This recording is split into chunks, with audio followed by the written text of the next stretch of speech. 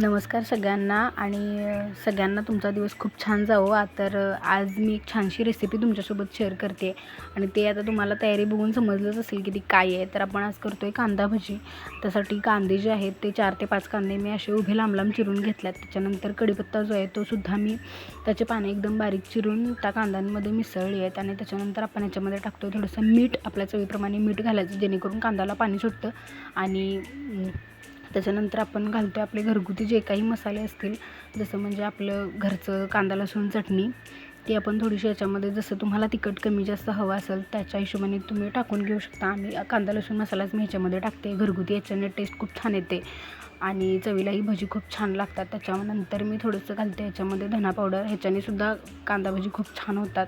हॉटेलसारखेच same लागतात, आपण बाहेर जशी गाड्यावर खातो तशीच चवीला लागतात.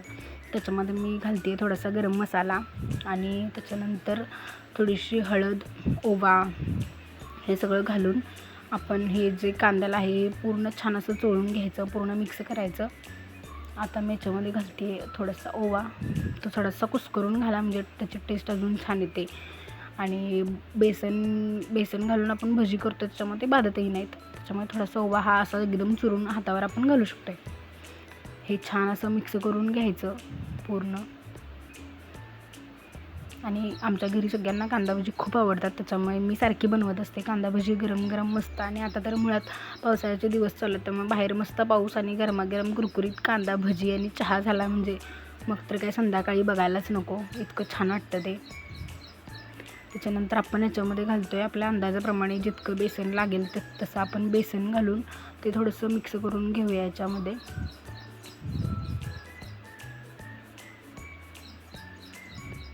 छान मिक्स करून घ्यायचं हे आणि आपल्याला जसं लागेल तसं आपण थोडंसं पाणी घालून जशी कन्सिस्टन्सी आपल्याला हवी आहे तसं आपण ते करून घेऊ. एकदम आपण जर ते थोडंसं पाणी घालून केलं तर ते कसे खेकडा भजी जसे होतात ना, सिंहगडावरचे खेकडा भजी, तसे ते होतात, अगदी छान होतात. किंवा आपण नुसतं कांद्याला जे काही मिठाचं पाणी सुटतं आहे त्या पाण्यात जेवढा आपल्याला पीठ बसेल तेवढंही सुद्धा आपण पीठ घालून केलं तर ते सुद्धा भजी खूप छान लागतात. पण तेवढे एकदम कुरकुरीत आमच्या घरी कोणी खात नाही, त्याच्यामुळे मी कांदा भजी असेच करते. थोडं पाणी आपल्या गरजेनुसार लागेल तसं त्यात पाणी घालते आणि एकदम सैलही नाही आणि खूप जास्त असं टाईटही नाही, असं कांदा भजीचं मिक्सचर मी तयार करून घेते.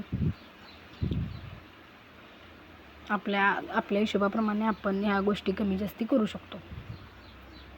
त्याच्यानंतर तेल तापायला ठेवायचं. तेल एकदम गारही नको आणि खूप जास्त गरमही नको, मीडियमवर तेल असावं. आणि आता मी कांदा भजी तळून घेते. खूप मस्त आणि कुरकुरीत कांदा भजी तयार होतात, चवीलाही अप्रतिम लागतात. एकदा तुम्हीसुद्धा नक्की करून बघा, ही रेसिपी खूप छान होते मस्त. आणि थोडेसे नंतर भजी आपले भाजून झाल्यानंतर थोडेसे शेवटला थोडंसं जास्त गॅस मोठ्या आचेवर भाजून जरी आपण तळून घेतले तर ते खूप जास्त कुरकुरीत होतात आणि खूप मस्त लागतात.